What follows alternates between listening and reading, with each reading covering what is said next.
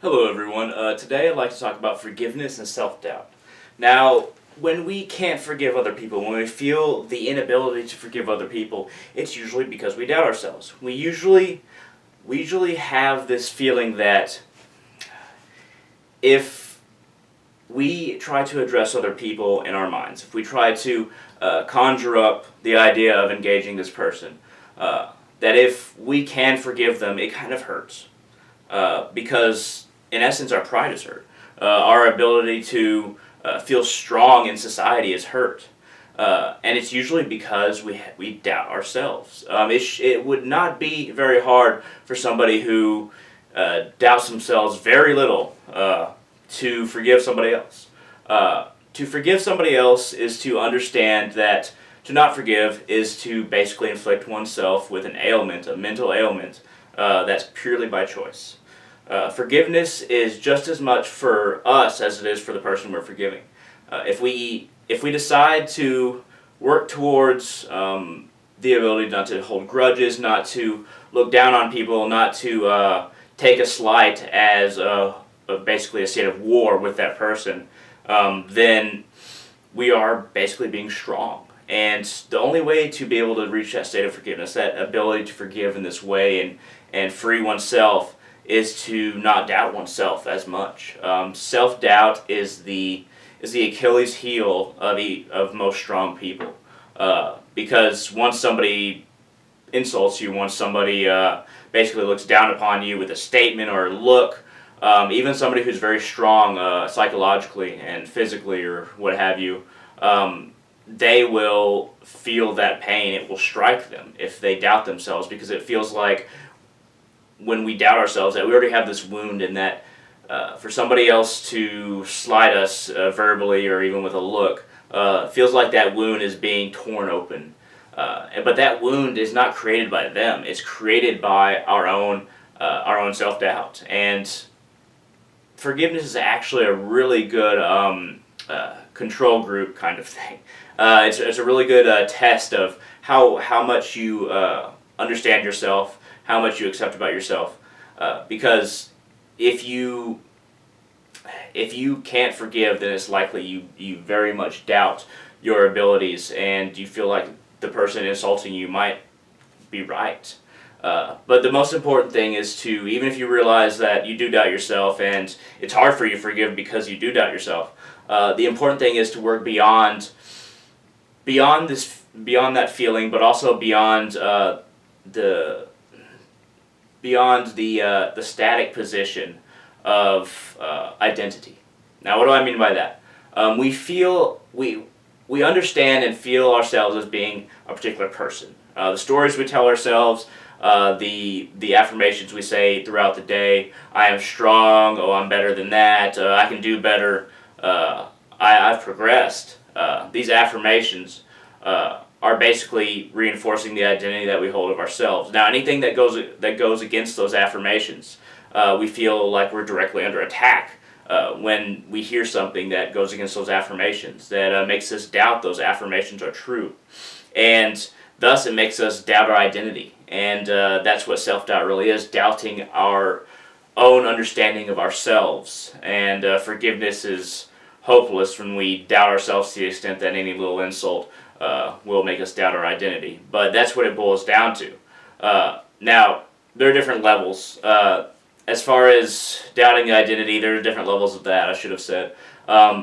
If you begin to doubt yourself as a person completely when somebody insults you, then there's very little hope for forgiveness. But if you only doubt yourself a little bit and you say, maybe they could be right, let me think about this, and then you decide that they are or they aren't, then it's likely that you have a very small amount of self-doubt. We all have that little piece of ourselves that doubts our understanding of our identity. To be solid in one's identity, we must evaluate why we do what we do. Why we have this or that goal, why we believe this as a faith or a political idea, or that we are this important or that important or lacking importance. We must evaluate the way we perceive ourselves. We must evaluate self-perception in order to get rid of doubt, which will allow us to forgive, get rid of self-doubt. when we analyze ourselves, the way to get away from bias, the way to actually look at ourselves and not be inhibited by bias and basically destroying the whole process if we have enough bias, is to just basically flatline our emotions when we're looking at ourselves sincerely. And now this can be done through meditation. It's very effectively done through meditation. Trying to discard any emotional thoughts, not necessarily by pushing them out with force, but by allowing them to be pushed outside of the space in our minds when we're meditating. And you can do this even when you're not meditating. Try to evaluate yourself purely on a logical basis, not necessarily how somebody sees you, because you may not have a good idea of what you really look like, how attractive you are, and how you see other people seeing you may be inaccurate as well. But more how the average person would evaluate you if they knew what was in your mind. Not just what was in your mind, but what you've achieved. And not necessarily like the worst person or the best person, the most compassionate or the least compassionate, but how the average person would view you. And if you have a very negative view of society, then it's likely that doubt and bias will creep in. But just imagine somebody observing you, basically. Imagine somebody just observing the person that you are, or at least what you've done, your concept of yourself, somebody viewing that from the outside. And just imagine that there's a third party that's viewing you that doesn't have any bias, that doesn't want you to be great, or doesn't want to tear you down. Just a third party viewing you from the outside, your mind, your identity. And try to distance yourself from viewing yourself subjectively and view yourselves objectively. When you want to figure out if you have a firm identity and if the identity is legitimate, and if you live up to how you view yourself from a subjective viewpoint, because a lot of the time our view of ourselves is skewed. So it's good to try and put yourself in a third party position. So you can evaluate yourself, understand yourself better, your identity, so you can be more sure about what your identity is, no matter what it is, and you can get rid of this self-doubt that doesn't allow us to forgive other people, that doesn't allow us to interact in the best way, in the most functional way in relationships, in regards to society and thought processes. We have to look at ourselves and identify our personality, our true identity. Perceive ourselves as clearly as possible.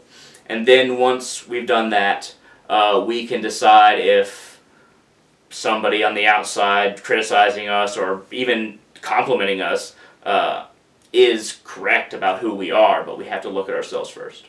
Now, this is the only way we can forgive, to have a firm idea of our identity, where we're going, and so that when others look at us, when we get paranoid about them looking at us, or when we really question our identity, we can have a basic foundation of the person that we think that we are, so that this question doesn't drive us crazy and doubt isn't perpetuated continuously.